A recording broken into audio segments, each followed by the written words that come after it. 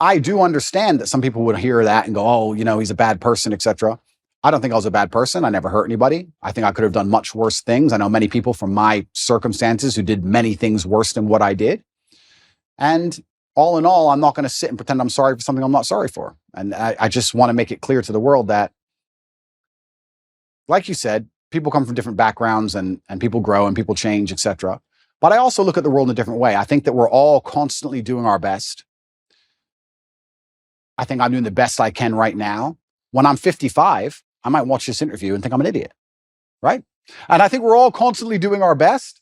And I did the best I could do at the time. And I don't think it makes sense for me to hate past me for doing his best. I just don't think that's a very constructive mindset. Yeah, I think it's really important for conservatives, people that identify and say, I'm a conservative, to recognize that the people, it's not people that are perfect that are bringing people over to our side. I was not brought over to conservative principles by people preaching at me and telling me how perfect their lives were. It was actually people that were much more broken that led me here. Which is fascinating. I got interested in business because of Jay-Z. Yeah. I criticize him all the time now about things that he does. But you're not. I got interested, in Kanye West, him doing a Christian album and things of that nature. You need people that are flawed. You need people that are real. This is the thing. I'm not particularly political. I didn't consider myself particularly political, but it looks like I'm kind of ending up there. And like I said, I'm a realist, which puts me on the conservative side, and I'm not stupid. And I understand very well about the world and propaganda and what they're trying to do to us. So you end up being a conservative by default. But you're a real person if you have flaws.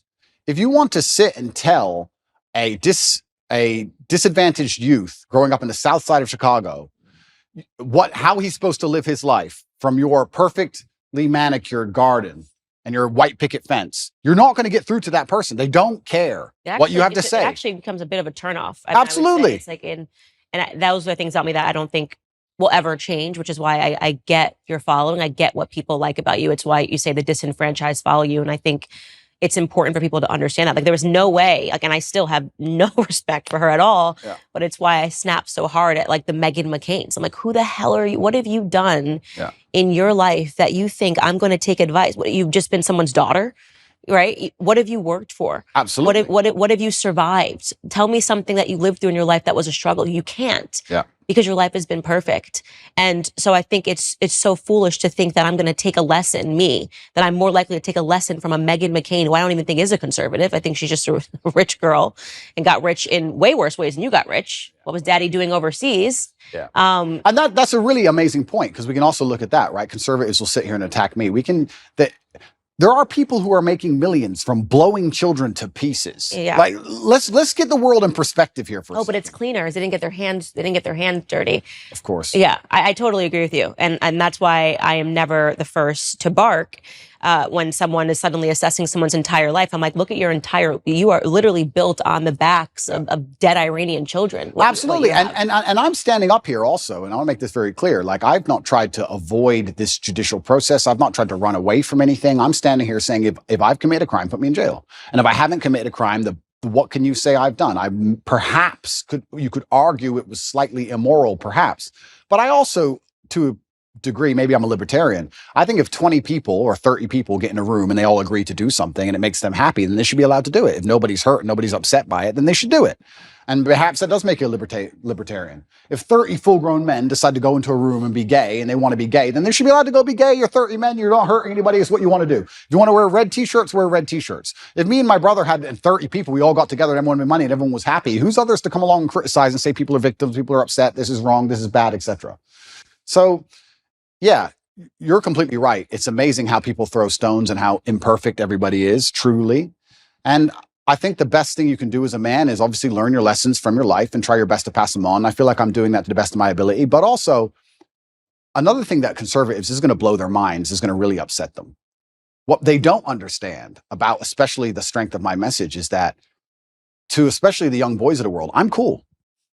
I'm cool. And I know they think that doesn't matter, but if you want to sit behind a desk and go, the Republican Bill 304, you're a dork, so no one gives a shit, right? You're a nerd.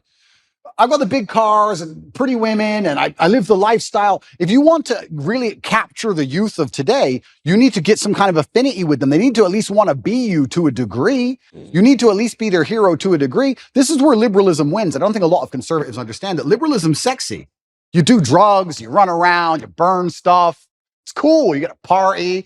Because what do conservatives do? Stay home, stay home, stay home. It's boring, right? At least what they don't understand is that conservatives will sit there and go, he's a terrible role model because he has all these pretty girls in this fast car and he's a materialistic. That's the reason I can actually help the world. That's the reason young boys will listen to me. You said it yourself, 14, 15-year-old boys, they'll look at my life and go, okay, I want to listen to this guy. They don't want to listen to me if I sit behind a desk and read Republican Bill 308. I don't read that crap. I don't know.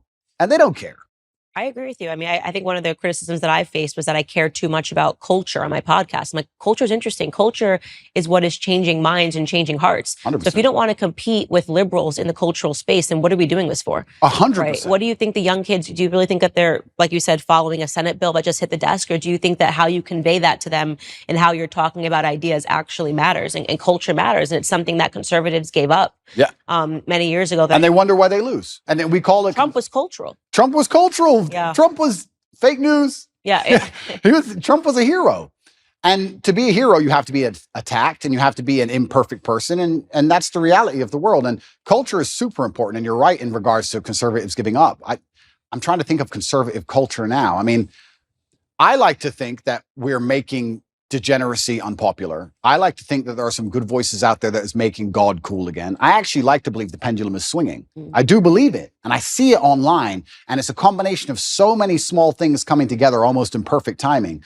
But it is cultural. You need a cultural shift that moves away from this insanity.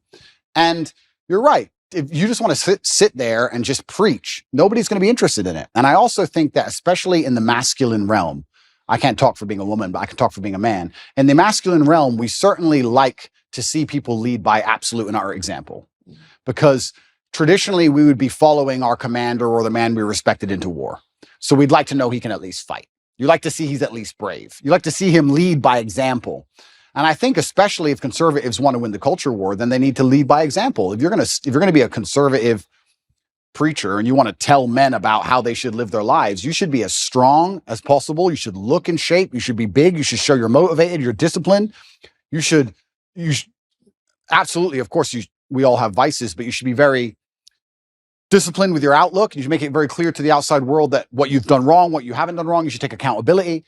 I think you need to lead by example. I don't think you can preach to men. I don't think you can preach to young boys. I think that's the reason why they don't do so well in school in general. I don't think that's the reason why they're disenfranchised. I think you need to just lead by example and let them follow. And I feel like I'm kind of doing that by just standing up and saying, no, this is who I am and I'm unapologetic for it. And this is what I've done. And this is what I intend on doing. And I'm going to try and save the world. So I want to shift gears here and talk about your dad, because I'm quite fascinated by your dad. He passed recently. Yeah. How many years ago? 9 years. 9 years ago. Yeah. But wow, just wasn't at all what I was expecting. A chess champ, served the country.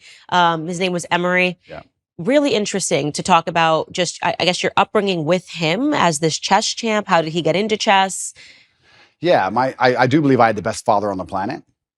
A lot of the things I regurgitate are regurgitated from him. A lot of the things I say, he literally said to me line for line. I believe that he was very morbid in his approach to life.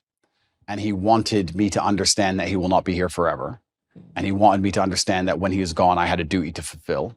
He talked about dying a lot, which I guess is kind of unusual, but he would, even though he was relatively young. He died when he was 58. But he was a chess professional. He was a professional chess player. He was one of the best chess players in the world. And what's most interesting about him is he almost predicted the future absolutely and utterly perfectly. He was talking about the Ukraine-Russia war back in 2013. And he was talking about how the gay people can't have children. So they're going to come for your children. Trust me, that's what they're going to do. The children are next. Like, he'd say all these things back like 10 or 11 years ago. And I'd be like, all right, Dad, you're a bit crazy. Calm down. But I guess when you're a chess player, you see the future. And he raised me with absolute accountability. And he certainly raised me and Tristan to be, he understood what the world expects of men. And he raised us to be strong. And even when we were in jail, my mother would call, I'd speak to her on the phone and she'd say, how are you doing? And I'd say, oh, don't worry. And she would say, yeah, Dad raised you for this. Like, we were always raised to be warriors. So I don't think I could have possibly ever had a better father. I'm going to miss him forever. And I think the best thing I can do is be the best version of myself to give honor and respect to him. And I think that's the best thing. Where did he pick up chess? It's quite unusual. He's American. He was American. Yeah. Black American. Yeah. I don't know too many Black American chess players, full stop. Yeah. Where did he pick up chess? He taught himself. And he taught himself, and he just read a couple books. I think he read 3 chess books and ended up being one of the best players in the world. And it's incredible. It's incredible. But it's actually interesting when you talk about, we were just discussing affinity and how people are imperfect people and how it allows you to actually teach things better. My father, towards the end of his chess career especially, made most of his money teaching chess in inner city schools because he's a big Black guy. Mm-hmm. So the children would be like, okay, I'll listen to this man. You're right. So it's amazing how affinity is real, and coming from a certain socioeconomic background is real. And, you know, we all talk about how ridiculous racism is, but also to a degree, pattern recognition is real. I look like him. I can be like him. These things are real. So yeah, he did fantastically well in terms of teaching, especially disadvantaged children. And he taught himself, and I wish I had his mind. I'm not nearly as intelligent as he was. I wish I was. You gotta be real smart to be a good chess player. You've got to be better than smart. I actually think you go beyond the realm of smart into I wouldn't say he was on the spectrum, but you certainly get to a new level of socio interactions. Do you understand? I'd go to chess tournaments when I was a kid, and everybody there would be a world level chess player, and everyone was a bit strange, a little bit. I don't know if it's like that anymore. I see the chess communities now moved online. There's a lot of them playing online, and they seem a lot more normal than the grandmasters I remembered. I remembered old grandmasters, half drunk, ex-KGB, shaking at the board. Yeah, like it was a bit different back then. But yeah, I wish I had his level of intellect. He was certainly the smartest person I've ever known. And even when he died, I got endless emails from people I'd never heard of who just said, I worked with your dad, and I don't think you understand how smart he was. He served America, yeah? He served America. He was in the Air Force, and he was a linguist for the CIA. He joined the Air Force. He ended up being a linguist for the intelligence. What other languages did he speak? He spoke Russian, German, Spanish, and English. But officially, he was supposed to speak Russian. He assimilated Russian in 2 weeks. I think he holds the Air Force record. Okay, so he's very smart. Yeah, super ridiculously smart. Yeah. I got an email from somebody when he died, and they said that, I just want to send you an email. You don't know who I am. I was serving with your father in the armed forces. You tell everybody your dad was smart, and they're not going to understand how smart he was. And I want to give you a quick story. I was living with a Russian woman, and I already spoke Russian conversationally when I began the Air Force training to learn Russian. Your father knew nothing, didn't know the alphabet, didn't know nothing. And within 2.5 weeks, he was correcting everybody, including the professor, on Russian. Yeah. So like he just read the dictionary. I saw my dad sit there and read a dictionary, just read it. And that was it. Yeah. It's like photographic memory. Like he was on a spectrum. Yeah. Something else going on. Yeah, something else. Little X-Men. Emery Tate was his name, and everyone called him E.T. Yeah. He was tough on you. E.T. He was certainly tough on me, and I can't express enough how grateful I am for that. We live in a world now where I'm going to say that my dad hit me when I made a mistake, and everyone's going to lose their minds. And they're going to pretend I was somehow abused and that somehow my childhood was terrible. And I could not if he was come down to earth today, I would shake his hand and say, thank you for absolutely everything you gave me, including discipline, including understanding that in the harsh realities of the real world, there is a line. And if you cross that line, violence appears. That's the unfortunate reality of earth. There's a line. And if you cross it, violence will appear, either from a cop or from a guy on the street, or from someone you don't like, or even a friend will turn on you, whatever. There's a line that shouldn't be crossed. And I learned that from a very young age, and I'm very thankful for that. I'm not sitting here saying a kid should be abused. There's a difference between abuse and discipline, of course. Everyone with a brain understands that. But he was extremely tough on me. And if I could change anything about my childhood, I'd only wish he was tougher. Because life's tough. Life's hard. And I think that the best thing you can possibly do as a man is prepare for the endless difficulty that's going to come your way. There's no way out as a man. You're either going to have a very difficult life to become somebody important, or you're going to suffer the difficulty of being invisible.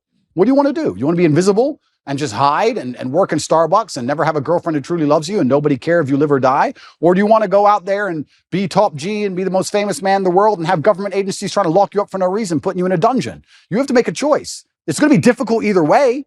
So I think if you have a son and you're not preparing him for absolute difficulty, you're doing him a disservice. I think that's what has to happen as a man. And I've said this many times before, but I'm going to say it again. I don't think many people understand exactly how competitive the masculine world is.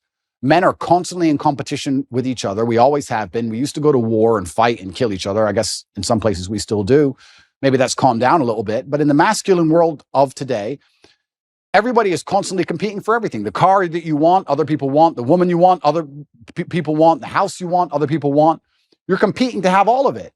And how do you do that? You do that through status and money and influence and power. It's war. I don't think many women realize that when two men even meet each other for the first time, it's like an unspoken, maybe tiny bit at the back of the mind. There's a tiny analysis of, could I fight this man? Yes. That's real. It's super real. You go up and say, hello. He's more than a one-punch issue. That's it. Oh, he's one punch. He's one punch. He's 3 or 4. That's the reality of the masculine world, because we've evolved, if you believe in evolution, but my views are mixed, but we've evolved to be in this position where we're constantly analyzing possible threats, and we're constantly analyzing people who perhaps are on our team or snakes, etc. And I think that not many people understand exactly how brutally competitive the masculine world is. And I think the worst thing you can do for a son is just to raise him in a bubble. My dad, I'll say it here, people lose their minds. My dad used to just randomly push me over. I'd be like 3. He just said, not hard, but just get up, boy. Okay. And mom would be like, why are you doing that, son? He's like, you get pushed over. That's life. My mom hated that he did that to me. But yeah, I can give him nothing but praise. I'm really so thankful I had the upbringing I had. Do you think he's proud of you? I'm certain he's proud of me. And it's amazing how much strength I can get from that. It's amazing how much strength you can get from knowing that your ancestors are looking down on you and you're doing your absolute best. I also believe that God can be proud of you when you do your absolute best. And I don't think many people genuinely do their best in the world anymore. When I say do your best, people sit and go, oh yeah, okay. No, when's the last time you actually did your best? Like, I don't train to run marathons, but I know if I gave my best, I could run a marathon right now, first try. If I gave my best, life depending on it. When's the last time people have genuinely given their best to anything? There are people going through the world and going through life today that don't give their best or 100% effort to anything ever. Ever. They can't even remember the last time they tried. So when I'm sitting in a dungeon, I'm sitting in a Romanian jail cell, I understand that it is a chance that God has given me and my ancestors are watching for me to do my absolute best and to show to them that I am the man I say I am. You can't become the most famous man in the world for mental resilience and God not test your mental resilience. I think that would be a very amateur way to view the world, that you can now become one of the most famous men in the world who talks about mental discipline and mental resilience, and God's not going to test it. I think God's going to come along and say, okay, you want to be Mr. Famous. All right, let's see what you have. So I believed it was a chance to show God and show my ancestors and show my father that I am the man I say I am. And it's amazing how much strength you can draw from that, because I don't think many men especially understand that even if you don't have the strength to be a hero for yourself, you should have enough discipline and enough honor to want to be a hero for somebody else. And if you have other people you truly respect, you should want to be a hero for them. And I think that's the masculine imperative. If someone's going to attack your wife, that's when you become a hero for her. You have to. What kind of man are you if you're not? And you can apply that to other things. If you apply that to your ancestors, or you apply that to God, or you apply that to your beliefs or your core principles as a man, then you can be a hero anytime you want. So it's so funny that you say that, because it really does. Everything goes back to biology. I think about this all the time. No matter how much sociology is behind everything, telling men to act like women and women to act like men, at the end of the day, women want a masculine man. And when they don't have a masculine man and they beat their man into submission, they're not attracted to them anymore. When Completely. It's a tail in between, yeah. it's just not attractive anymore. And I used to maybe think of this boyfriend that I had when you were talking about, just defending the realm, this sort of responsibility that men have. And I remember sitting there realizing that I had to break up with him, because I thought that if somebody burst through the door with a gun, I was going to have to be the one that would have to defend us, because he was just such a flower. 100%. And it's in society is yet blaring at men to do the opposite. And they're trying to confuse us. This is why I think you have a platform. This is my whole theory that I built in my head about why you have a platform, is because Lena Dunham came before you, right? And I think that for years, men were told to act like sissies. Yep. Men were told to put your tail between your legs. That was the message, the agreed upon message that came with, Hillary Clinton running, the Me Too, all of these things where men were basically told that if you have a masculine instinct, you're guilty. Yep. And then inevitably, because there is an equilibrium in this world, because there was Lena Dunhams, because there were the Taylor Swifts, because there was the girl squads, eventually what would have to happen was that it was going to have to be evened out by someone saying, no, F that, be a man. Yeah. And I don't feel guilty for being a man. And I don't think any man should. No, I don't think so either. And I think that the most annoying thing about all of this is just how genuinely hypocritical it is. Because there's all this feminine movement and we don't need men and men don't matter, etc. That's music too, men ain't the whole, it's a agreed upon message that men suck. Absolutely. And it's only in the most favorable possible circumstances where females will say that.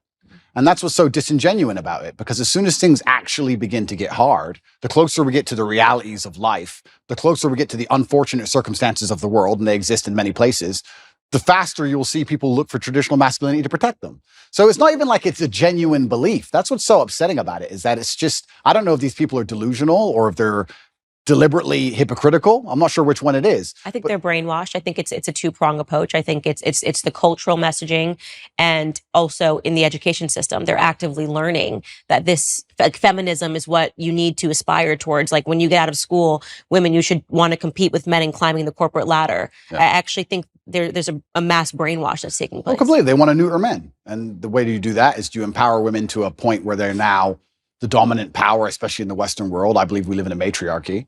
I don't believe it's a patriarchy like we're told it is. I actually believe it's the other way around. I can't think of a single law that benefits men over women, but I can certainly think of some that benefit women over men. Mm-hmm. I think it's very dangerous to be a man in the world today. I think that if women want to destroy a man, it's extremely easy to do. We can look at my current scenario and situation I'm in, and many other men are in the same scenario.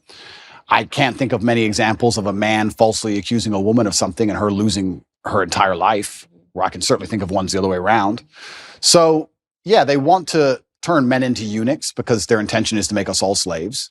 And I say that, and it rolls off my tongue, and people just hear it and they don't actually think about what I'm saying. Their intention is to turn men into eunuchs because they want to make us all slaves. I want you to actually understand exactly what I'm saying to you, because at the bottom line of revolution has always been young military-age males, and they don't want them to have enough balls or enough forward thinking or even enough care for anything outside of themselves to do something about it. Another thing people don't understand is that a lot of these attacks and a lot of things they're trying to do with the culture, especially, they're trying to inject such innate selfishness inside of people that they don't really care about anything that happens outside of themselves. Because then it's very difficult to give a shit about your community. It's very difficult to have any kind of genuine care about your town or your country or an issue. No, they just want you to be self-absorbed, semi-depressed, because depressed people don't fight that hard, watching porn, living inside of your own mind, convinced that somehow you're oppressed for some reason, on the internet typing tweets. That's what they want you to do. And they're going to try and keep you there. And genuine masculinity, yeah, to a degree it's protective, and to a degree also it has parameters. You can't be a man who doesn't say no. You can't be a man who doesn't have standards for himself and for people around him. I'm got labeled as ultra misogynistic because I believe that a man should have standards in his relationship. I believe a man should avoid dishonest people, male and female. You should avoid, if you're a dishonest person, if you lie, if you're going to deceive me, it doesn't matter if you're a man or a woman. I don't want to have anything to do with you. I was sitting talking on a panel show saying that women who are dishonest and promiscuous are not the kind of woman I'd ever want to associate with. And I was labeled misogynistic for that. So it's crazy how they'll attack you, and they'll attack you so violently and so endlessly and repeat it so many times in a bid to beat your soul down. That's what they want, especially from me. I truly believe I'm the number one prize for them to get. If they can get me to just give up. If we can get Andrew Tate to just give up, being a man's bad. Come on, Andrew, say it. And it's like, it's dangerous, one thing, but it's actually genuinely also sad. When I analyze the situation in the world we're in today, part of me feels sad that we've ended up in this place where the people who are in charge are so evil and their plans are so heinous and the consequences so dire that they know they can only implement them if they genuinely remove the warrior spirit from every man on the planet. Yeah. It's kind of sad. And the warrior spirit is really important. And it's something that I speak about a lot, that men need to go be men. Even in the capacity of my marriage, my husband needs his guy time. I need my girl time. Yep. The masculine and feminine, it's very important. The fact that my husband hunts and shoots and does these things, that's very attractive to me. Yep. To know that if the grocery store is faded away, that he could go catch dinner. Absolutely. You know what I mean? That he knows how to skin an animal. Absolutely. And they poison that. Look at the hunters. Look at the way they view hunters. They look at people in the South. Yep. This is why they know how to ranch. They know how to farm. They know how to survive on their own, which is why they start to poison that mentality, which is why I think it's really important that you're speaking to young men about why it is okay to be a man, giving them permission to be a man in a capacity that I can't give them that permission. In the same way that I try to give women the position to know that don't allow them to delude you to believing that this is femininity. It is not femininity, Lena, to have your husband offer your body to another man on camera. That's the poisoning. They teach women that this is sexual freedom, that this is sexual liberation. Yeah. I looked at that and I saw a slave relationship. I saw a master offering his slave to another person because he was just so I just love Andrew Tate. Would you like to see with my wife? I would be okay with that. That is horrific. That is not femininity. That is not masculinity. Correct. I absolutely agree with you on that point. You're totally right there. And I think that's probably one of the most misogynistic things that have happened on the internet in recent times. But perhaps they're on the right side of the political spectrum. I don't know. I don't know which side they're on. But if they're on the correct side, you seem to get away with things. But it's very interesting what you're saying about your husband and fishing and hunting and stuff. I completely agree with you. And there's another thing about masculinity as a whole that I don't think that a lot of people want to address, but it's something that's certainly large in terms of my following. Because if we break down, if anyone's watching this now and they're trying to understand why is Andrew Tate so popular? Well, I believe I speak to the base instincts of base men. instincts. 100%. Base instincts. And one of the base instincts also for men, I don't think a lot of people understand, is to a degree is peacocking and showing off to a degree. And I do that fantastically. But it is. And if you look at men of old, and they used to conquer, and they'd wear a feather from the man they killed, or a piece of gold they stole. There was always that degree of flexing, showing off. And I think it's being unapologetically masculine and saying, yeah, I'm a big, successful man, and I can afford all this stuff, and this is who I am, and I've worked my ass off, and this is what I have, and I'm not sorry about it, and I'm dedicated, and I'm hardworking, and no, I'm not. I don't feel like I should have to cower or hide or apologize to the world for any of these things. And I think that's the reason why a lot of men find affinity in my message. And you're right. Baseline masculinity is being attacked, and women naturally don't find it attractive to find a man who's not that way anyway. But baseline masculinity is being attacked because they want you absolutely not dependent on the government, so that the government can decide whether you eat that day. And I don't want to be a pessimist, but I still think in many ways, almost with technological advances, it's going to be very difficult to resist. I think it's actually scary. I don't know how the world's going to be in 100 years from now, but I don't know if there's going to be much freedom left. I don't know about you, but when I look at the things they're doing with CBDCs and electric cars and the way the currency is going to change, it's going to be very difficult to resist without literally starving to death. So I don't know what's going to come. So learn to farm. Learn to farm. Hunt, that's learn right. To shoot. Don't let them convince you that's somehow racist and sexist and backwards and veganism. Like, you better learn to do all of those things, because we need men now more than ever, right? Yeah. And also I do believe, and this is going to get me called misogynistic, but I'm going to say it anyway, I do believe we need masculinity, especially in the households, because I believe that women are more emotionally led and men are more logically led. It's true. And I think that the propaganda machine and the news machine primarily uses emotional arguments as opposed to logical arguments. And women fall for the emotional arguments. So if you have a woman who's in charge of the household and her man can't resist her commands, and they put on the news, be afraid, COVID's going to kill everybody. She gets afraid. Now you have a whole household of people with masks on, 8 vaccines, and down the insanity hole. Whereas a man with logic would sit there and do exactly what I did and say, look, all right, let's calm down for 2 minutes. Let's just wait, because the news lies. So let's just wait till Wednesday before we start taking injections. Let's chill. So I think also masculinity is needed, because what they're going to do when they try and make us all slaves, they're going to use emotional arguments. And they're going to come along with, I was talking about COVID with someone the other day, and we were saying how insane it all was. And I said, imagine how insane something like COVID will be once the police force are robotic. Imagine once it's all AI. No mask, done. Like, at least in certain countries, and I know because I traveled the entire world doing COVID, I'll say here publicly on the internet, I broke every single COVID rule. I broke every single lockdown restriction. I broke all of them. Every single one. Never listened to any of them. I broke more. It's a competition. Yeah, so if it's a competition, I broke more. You sure? And from day one, I was like, absolutely not.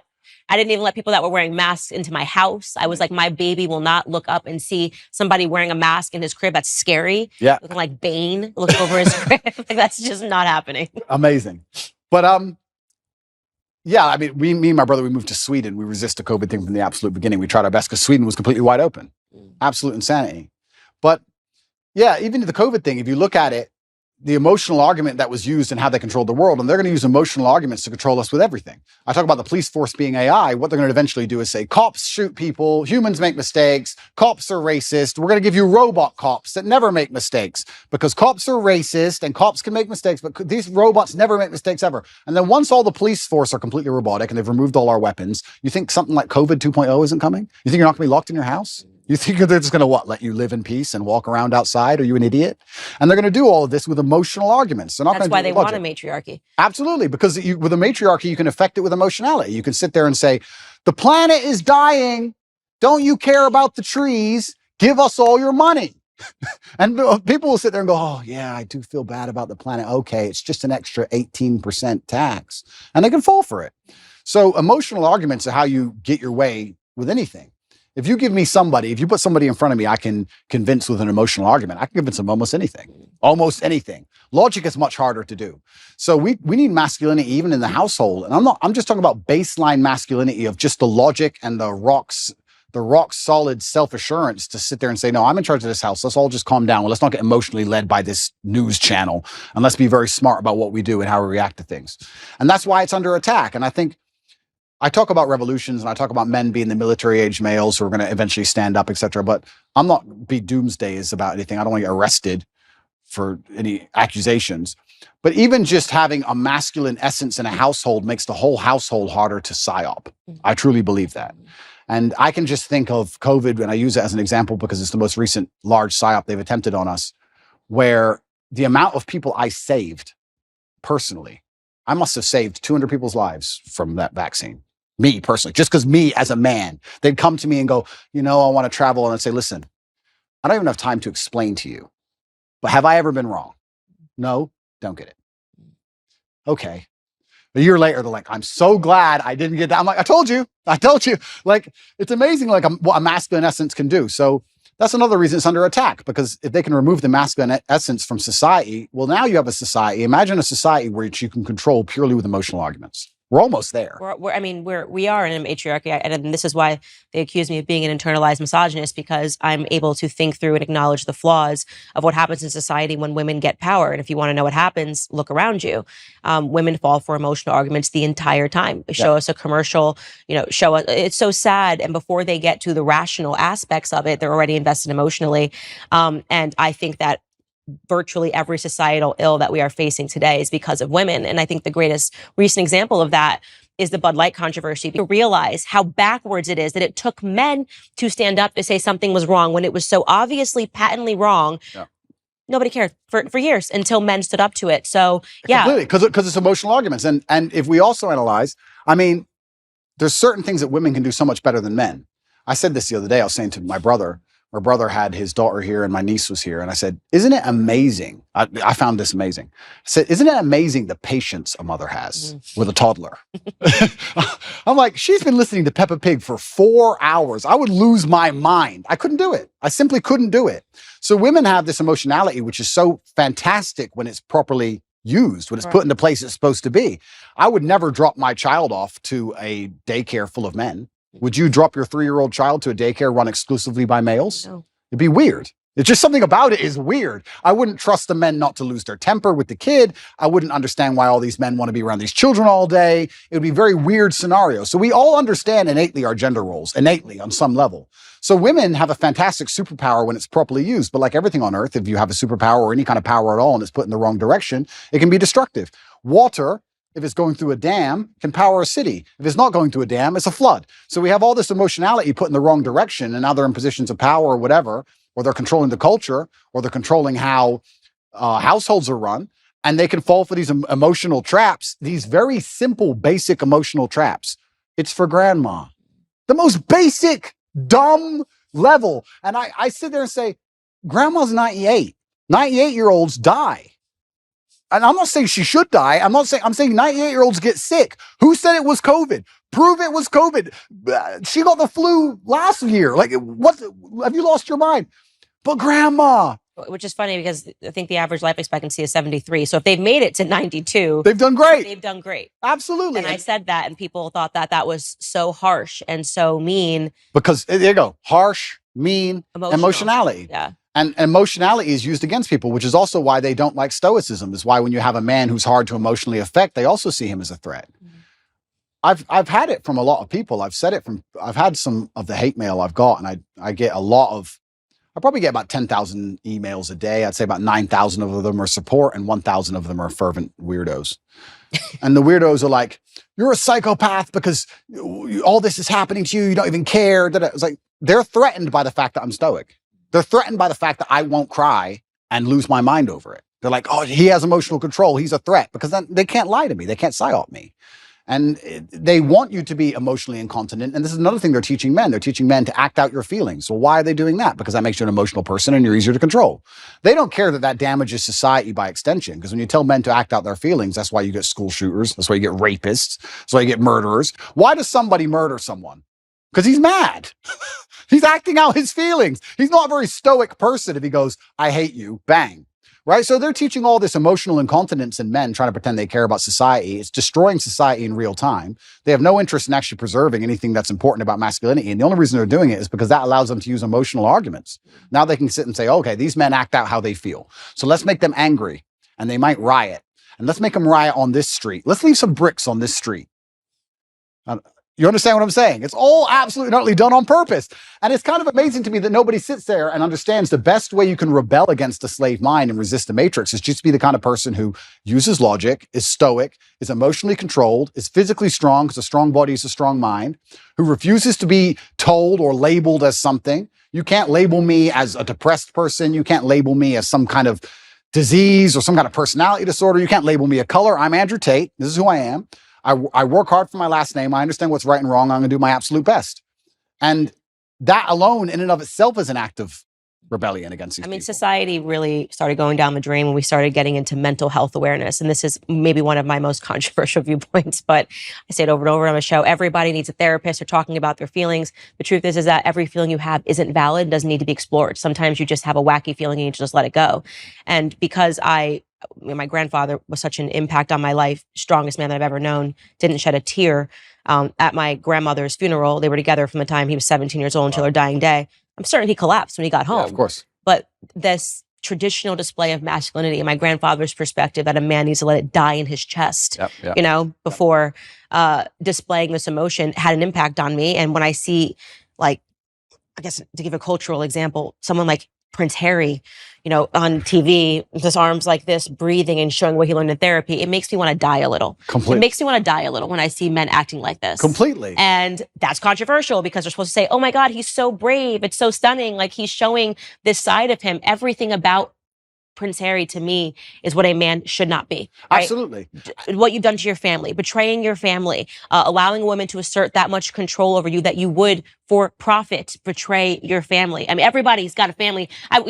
Everybody's got family issues. Don't even let me get started. But the idea of selling out your family and then going the royal family, selling out the royal family.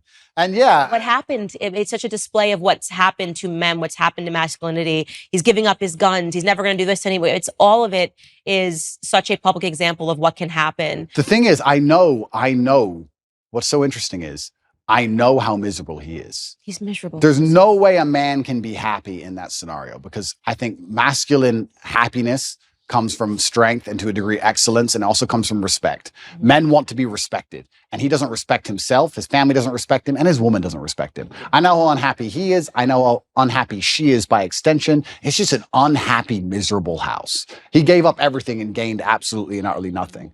This whole therapy thing, the reason I believe they push therapy so heavily is because it goes into something I said a little bit earlier about selfishness. If you convince somebody that they have to spend hours and hours per week sitting in a chair talking about that feeling they had last Thursday in the kitchen. It's crazy. It's insane. Crazy. You want to talk about creating mental illness. There it is. This exasperates problems. This makes it worse. Mm-hmm. And it also builds this culture of absolute and utter selfishness. Excuse me, they're trying to put you in jail for the rest of your life effectively because they're going to enslave you and they're going to control all the money and they're going to make you get injections you don't need. Yeah, but I'm sad. I got therapy. I'll talk about it later. Yeah. That's all they want. They just want you to be so obsessed with how you feel in your own mind that you can't even look outside of yourself and care about anything. Right. It's part of the propaganda machine. It's part of the mechanism to turn us all into docile farm animals. I said this to somebody the other day. They were talking about how they feel. And I said, who cares how you feel? And he goes, well, what do you mean? Well, I don't care. You're telling me I know you and I don't care. So all the people who don't know you don't care. The woman you want doesn't care. You can't go up to a chick at a bar and say, you know what? Usually I'm really charming. Today I'm a bit sad. Can you give me a pass? Can you let me off? She'll be like, go away, weirdo. The chick you want doesn't care. The job you're supposed to perform at doesn't care. If the man who wants to mug you decides to pull a machete, he doesn't care. You can't say, bro, I'm not in the mood for a fight today. Tomorrow, please. Nobody cares. So why do you care? All the people out here in the world don't care, but you're going to sit there and you're going to carry me the only person in the world who cares. You're going to walk around telling everybody, trying to find somebody who gives a shit. Good luck, because what's going to happen is you're going to walk around feeling sorry for yourself, trying to find somebody who cares. You might find somebody who pretends to care long enough for you to get a little bit of dopamine, but all in all, you're wasting time in a hyper-competitive world where people like me who perform regardless of how they feel are just going to perpetually bury you. And then you're going to sit there and wake up and go, why am I a loser? Well, because when Andrew was sad, he continued to perform. When Andrew was in jail, his business didn't fall apart. He was doing push-ups every day. His body didn't fall apart. Nothing about his life degraded when he was in a jail cell surrounded by cockroaches. You're in a plushy bed at home, crying about what? And you expect the male world's hyper-competitive. So you're not allowed almost as a man to put that much importance on how you feel. You don't have time to care about it because you have too much to do. This is what I find so remarkable. If I feel sad, I don't think, how do I stop myself? I need to not feel sad. I just go to work. I got stuff to do. I'm a man. I have things to do every single day. This whole therapy garbage, I can't think of a way faster to ruin your mindset and destroy your ability to resist the perils of life than go into therapy. And the overdiagnoses of everything. It's like, you have this, you have that. And then people take that as an excuse to not ever have to get better. Oh, absolutely. You know, now I can be permanent because I realize that I've got this. I went to the doctor and the doctor says that I have this. And so that's the reason why I don't respond. I've got ADHD. I think now it's like 1 in 2 people has ADHD. And that's why I'm not able to focus and do my homework or complete a task or keep going to the gym every single day. I hate it. It's a self-fulfilling prophecy. It's a self-fulfilling prophecy. And I really can't think of a quicker way to destroy your mind than go to therapy. Part of me, if I had time to waste, Candace, which I don't, because I've been on house arrest long enough, and once I'm out of here, I'm going to enjoy myself. But if I had time to waste, I would love to go to start therapy. I would love to, like, imagine me, Andrew Tate. I'm going to go to a therapist, and she's not going to know who I am, and I'm going to sit there, I'm going to do therapy, and I'm going to do a video. I might actually do this. It's actually a great idea. I might do a video after each therapy about what bullshit it was. And just sitting there talking about, okay, when you were 8, yeah, what happened when you were 8? Because in your childhood, not everything's because of my childhood. Not everything works that way. Like, it's so asinine. I've actually had conversations with therapists, I think twice in my life. I did a TV show in England, and I had to speak to a therapist. And then I think it was another TV show, 2 TV shows, I had to speak to these therapists. And I sat there and said, I don't believe in your science, because in math, 1 + 1 is 2. And we understand that. Whereas with what you teach, you can have a guy who doesn't drink alcohol because his dad was an alcoholic, and a guy who is an alcoholic because his dad was an alcoholic. So how can you have the same scenario and 2 completely different outcomes? She goes, oh yeah, but there's general rules we can follow. I said, then let's end the conversation. I'm not a general person. I'm exceptional. So can we just stop wasting everybody's time here? Because all your general rules don't apply to me. I'm smarter than you. What have you achieved? Goodbye. I'm a world champion. See ya. Like, it's garbage. And I really do believe, I think there is this mass drive to instill the idea of absolute selfishness in people. I think they're trying to, when I really analyze the ideal citizen they want, the ideal citizen is, yes, docile, and yes, he's unique, but he's also ultimately selfish, because then you don't care about community. And I think therapy is a fantastic way to make you selfish. Because that's all you talk about is, what do you talk about? Garbage. Yeah, why you have the right to act this way, even if you're acting terrible. Why did I do? Well, you know, when I was 9, oh, get a life. Yeah, that's really Prince Harry's book, honestly. Is it? Yeah, I could only get past the first 2 chapters. I was like, it should have just been called Privileged. You know what I mean? And this is the thing. These aren't even struggles. And here's the thing. I think Margaret Thatcher said the best upbringing you can have is good parents and no money. Because you look at Prince Harry you can't talk about anything better for a perfect upbringing. Royal family, come on. It's not his fault, right? Royal family, fine. But he was supposed to have gone to the army. He went to Afghanistan, and supposedly he fought, but obviously he didn't. He's the prince. Played Xbox. Of course, he just sat in the back. But if you don't give a man struggle, look what he becomes. Tell me the kind of man, if I were to say to you, imagine a man who's never struggled in his life. Physically, mentally, everything's gone perfect for him. He's born in the royal family, everything's been perfect for him his whole life. Is that the kind of man anybody respects? Is that the kind of man anyone wants to be? And struggle is subjective, right? So Prince Harry dealing with his current problems of his wife nagging, to him, that's full mental breakdown, right? My problems are obviously much larger, but struggle is subjective. To us, they're almost on the same level. But if you were to compare them side by side, they're absolutely nothing. So as a man, you have to build resilience, and you build resilience through going through something and building a tolerance to it.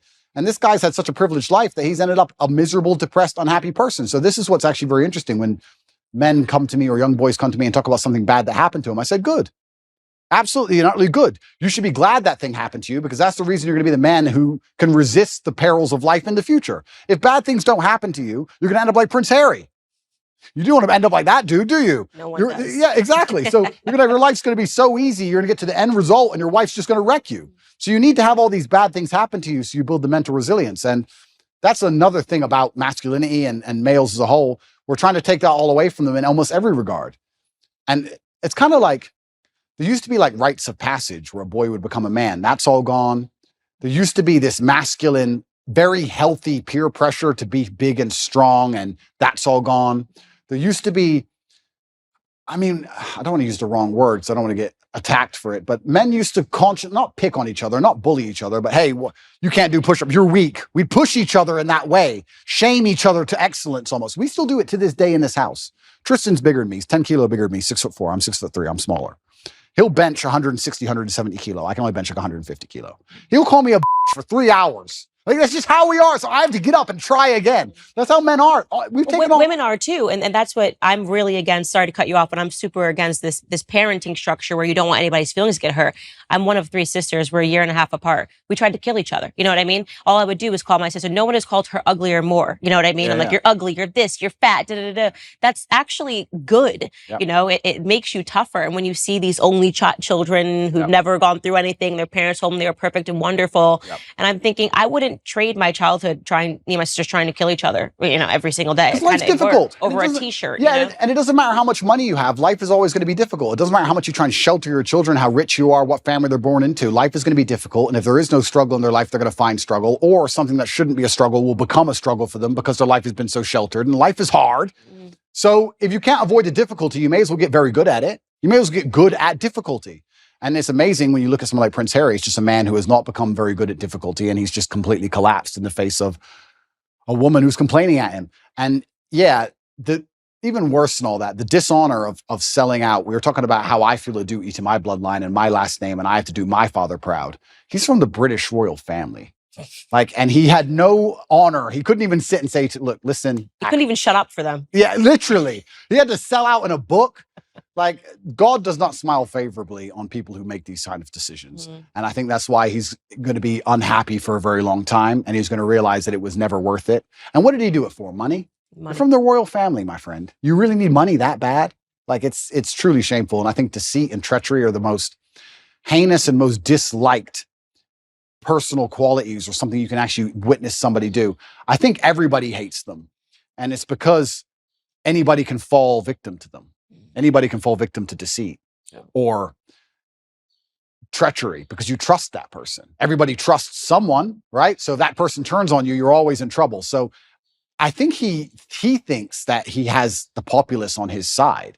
But I don't think he understands that when you out yourself as a snake, everybody intrinsically dislikes you. Even if they enjoyed watching the show. Oh, completely. They've stepped away and went, okay, because I gave the example on my show. You know, you have the Kardashian family, but the one thing about them is they're thicker than thieves. So America does like a reality show, right? Like a reality show, but the reason why they have gained popularity is because actually they always back each other up. They still remained a family unit. 100%. And when you betray that, when you betray family, I think left and right, you just kind of go, okay, maybe that was a little too much. It was fun to watch. It was fun to watch, but we don't really trust you. I don't want to be your friend. I don't want to be your friend. I don't want to be your friend. Yeah, completely. I mean, you're going to sell your own brother out? What am I to you, right? If you do that to your own brother, what am I to you? Absolutely crazy. And then he wonders why. And I also think what he probably doesn't understand, and if he's watching this, you never know, he might. Hello, Harry. If he's watching this, I don't think he even understands that even his woman views him that way. Even Meghan views you that way. Even Meghan looks at you and goes, I complained at you over William, and you were supposed to tell me to be quiet, and you didn't. So now I think you're a bitch. Now what? And you wonder why she's never happy. So now he's in big trouble. I don't know what he's going to do with his life, but he's in big trouble. But it's interesting where I don't see how.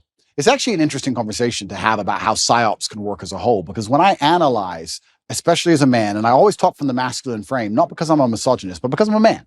And I understand the masculine frame because I am a man.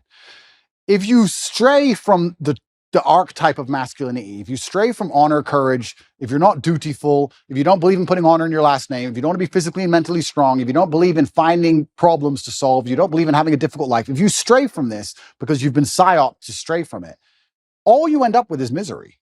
And it's amazing that people will see anybody who's strayed from it end up perma-miserable and still fall for the psyop. I find it incredible that people don't think logically long enough to sit and say, okay, whose life do I actually want? I would never adopt the thinking of somebody whose life I didn't want.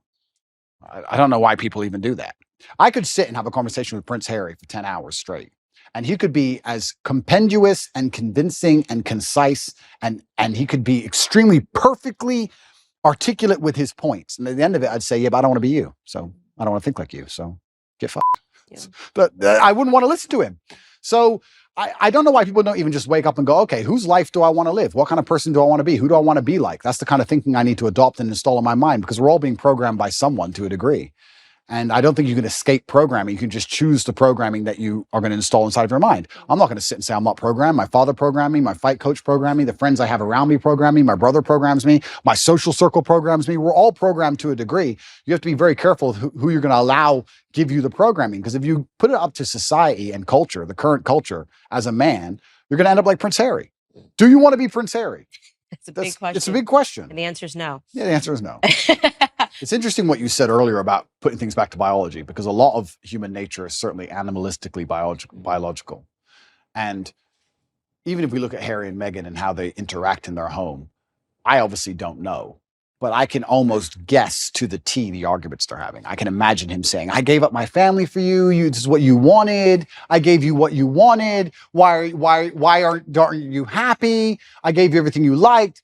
And he's trying to use a logical or an emotional, well, he's trying to use an emotional argument, but it ain't going to work because she doesn't respect him. But he's trying to use a logical argument with her, trying to understand why she treats him so badly after he completely and utterly complied. But humans are biological, and she, as a woman, wanted him to be a man. She wanted him to have some degree of parameter and barrier.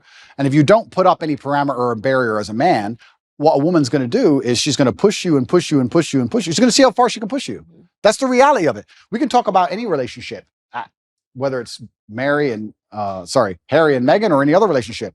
If you're a full-grown man and you don't set parameters or set barriers, the woman's going to push you and push you and push you until she eventually finds one. And we can look at that in a romantic relationship, but also people in general. If you're going to give to a taker, they're going to take and take and take and take until you eventually say no. That's how humans work. So she was waiting for him on a biological level to stand up and be a man and say, listen, you've joined the royal family. You're right. You had to bow to the Queen of England. Correct. Because it's the royal family. Get over it. That's all he had to do. He could have saved himself all this mess. He could have saved himself all the running away and looking like a fool and upcoming divorce and all this garbage if he would have just put his foot down. He never did. And she was trying to inspire in him the warrior. I think a woman sometimes tests a man to say, okay, how much will he put up with?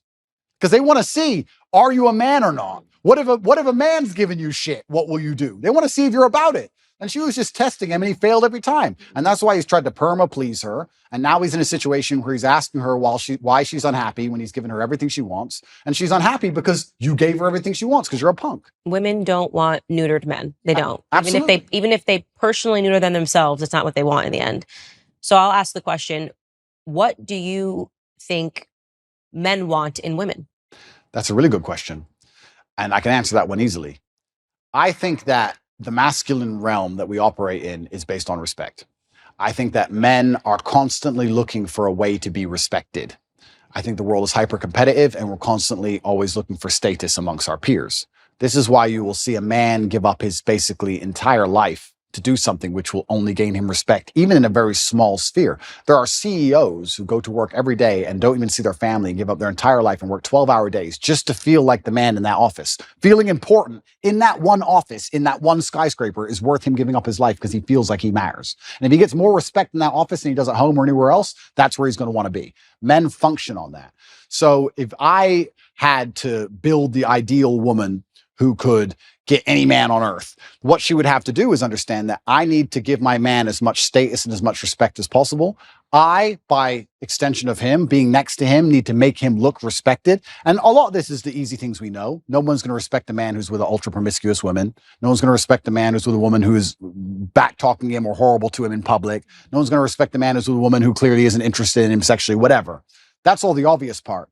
But the hidden actual message behind all of it is that men are constantly looking for status and respect, and a woman who makes her man feel respected, not only from her, but from his peers, is the kind of woman a man's never going to want to lose. Right. So if I had a woman and I came home with all 5 of my friends and she came in the house and came in the room, who's hungry? Anyone want any food?